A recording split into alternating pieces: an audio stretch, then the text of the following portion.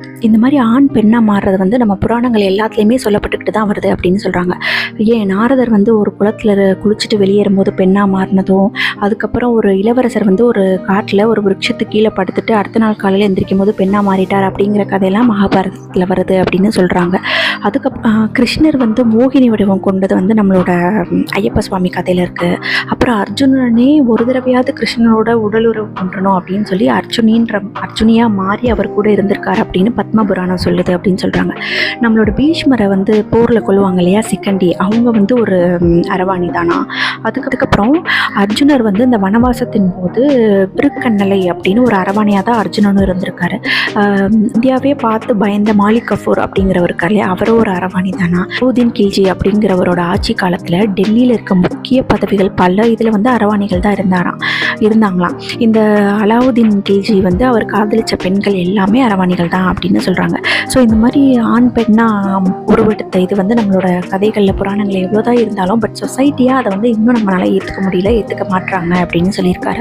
இந்த மாதிரி இவர் இந்த ஃபங்க்ஷனுக்கு போனதுக்கப்புறம் அந்த ஃபங்க்ஷன் ஸ்டார்ட் ஆக ஆரம்பிச்சிருச்சு. எல்லா ஊர்லேருந்தும் அரவாணிகள் வர ஆரம்பிச்சிட்டாங்க. எல்லோரும் நல்லா மேக்கப் பண்ணிவிட்டு அன்றைக்கி வந்து அதாவது இவங்கள அரவானை வந்து கல்யாணம் பண்ணிக்கிட்டாங்க. மஞ்சள் கயிறு தாலி எல்லாம் இது பண்ணி அந்த இடமே அந்த ஏரியாவே ஒரு கூத்தாக நடந்துகிட்ருக்கு.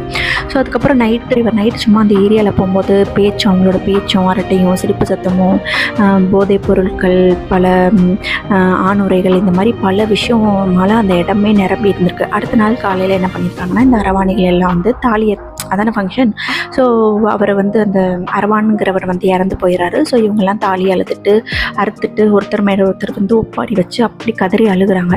இது என்னதான் ஒரு அந்த புராண கதையில் இருக்கிறத செய்கிற ஃபங்க்ஷனாக இருந்தாலும் அவங்களோட அழுகையில் உண்மையாகவே ஒரு பெயின் இருக்குது, ஒரு வலி இருக்குங்கிறத வந்து அந்த இடத்துல நின்று என்னால் உணர முடிஞ்சிச்சு அப்படின்னு சொல்லியிருப்பார். ஸோ இந்த மாதிரி இந்த ஒரு வாரமாக நல்லா கேலியும் கூத்தும் சிரிப்போம் அந்த மாதிரி போயிட்டு இருந்தது வந்து அந்த அவங்க தாலி அறுத்ததுக்கப்புறம் அந்த ஃபங்க்ஷன் முடிஞ்சதுக்கப்புறம் எல்லாம் வந்து கொஞ்சம் கொஞ்சமாக ஸ்லோ டவுன் ஆக ஆரம்பிச்சிச்சான். ஸோ ப்ரெஸ்ஸு மீடியா அரவாணிகளுக்கான அந்த எய்ட்ஸோட விழிப்புணர்வு அதெல்லாம் நடந்துகிட்டு இருந்த இதில் எல்லாமே கொஞ்சம் கொஞ்சமாக குறைய ஆரம்பிச்சிச்சான். அதில் பெல்லாரியிலேருந்து கஜானா அப்படின்ற ஒரு பொண்ணு வந்திருப்பாங்க. இவர் மீட் பண்ணியிருப்பார். அவங்க வந்து ரொம்ப ஆதங்கமாக அரவாணின்றனால எங்களால் ஒரு இன்சூரன்ஸ் கூட எடுக்க முடியல, ஆடு மாடுக்கு கூட இன்சூரன்ஸ் இருக்குது ஆனால் எங்களுக்கு வந்து இல்லை அப்படின்னு ரொம்ப ஆதங்கமாக பேசியிருப்பாங்க.